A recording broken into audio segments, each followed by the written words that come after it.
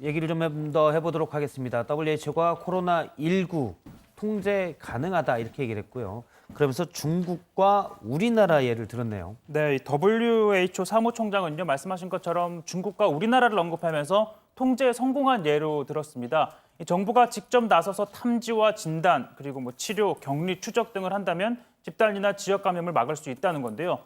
일단 중국은 공산국가입니다. 우한 지역을 아예 봉쇄한 것처럼 강력한 국가 권력이 작동을 하게 되죠. 또 중국의 통계를 믿을 수 있느냐라는 또 근본적인 의문도 해볼 수가 있습니다.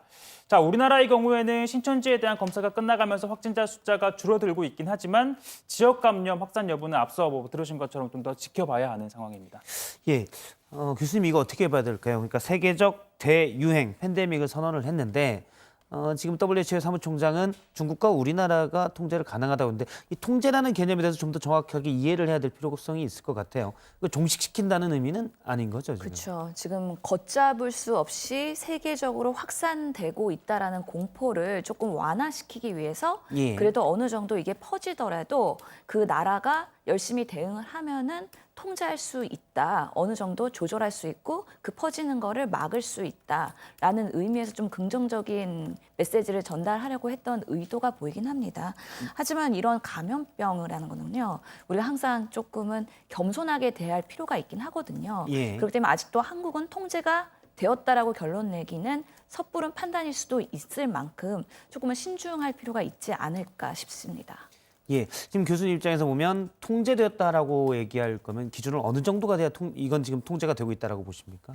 그렇죠. 특별한 그런 기준이 없기 때문에 확산세가 언젠가는 안정을 취하느냐가 기준이 될 것 같긴 한데요. 중국은 일일 확진자가 많이 줄은 상태이기 때문에 어느 정도 그때 우한에서의 그런 여러 가지 확산세는 어느 정도 잡혔다라는 그런 데이터들이 있긴 한데 한국은 아직까지는 조금 일일 확진자가 많이 줄어들었기 때문에 대구, 경북 지역은 어느 정도의 안정을 취했다고 볼 수 있지만 앞으로 어떤 상황이 될지 모르기 때문에 아직은 그런 것들이 안정되었다, 통제가 되었다라고 발언하지는 않고 있는 상황인 것이죠. 그럼에도 불구하고 WHO는 한국의 그런 우수한 그런 방역 대응이나 의료 수준 이런 것들을 판단했을 때 그래도 확산세를 잡는데 충분히 가능성이 있다라고 본 것으로 생각이 됩니다. 사실 중국 같은 경우도 그렇습니다. 그러니까 초기에 우한에서 사망한 수많은 사람들을 생각한다면 과연 WHO 사무총장이 이걸 잘 통제됐다고 얘기할 수 있는 부분인가? 사실은 충분히 좀 상식적으로는 납득이 안 되는 것 같습니다. 그 가족들이 들었을 때는 어떤 생각을 할지 잘 상상이 안 되는 부분인데요.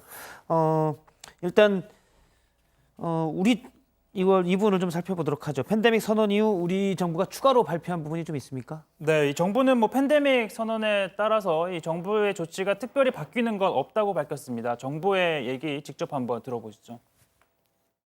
그동안 시행해온 국내의 지역사회 전파 차단 그리고 외국으로부터의 추가 유입 억제 조치를 병행하는 우리나라의 현행 대응 기조는 그대로 유지를 하되 계속해서 국내외 상황에 따라서 변화된 상황이 생기면 그에 맞추어서 대응 전략을 추가로 강화할 예정으로 있습니다.